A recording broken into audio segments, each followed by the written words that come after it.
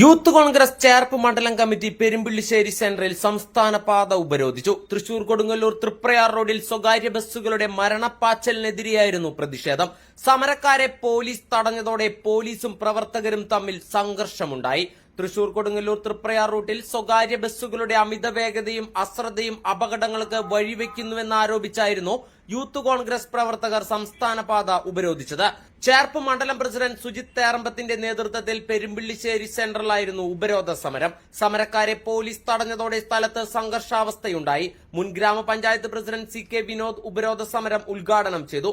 Congress block president Sijo George, block vice president M Sujith Kumar, മണ്ഡലം president K Ramachandran, George Anto, Balu Kanal, Majeed Muthuliyal, P Sandeep, P H Ummer, K R Piyush, P S Faisal, V S Saleem, Kuttikrishnan, C N Venugopal, Abhishek Attupurath, K C Bijoy, M K Baiju, Dilshad, Harish എന്നിവർ സംസാരിച്ചു.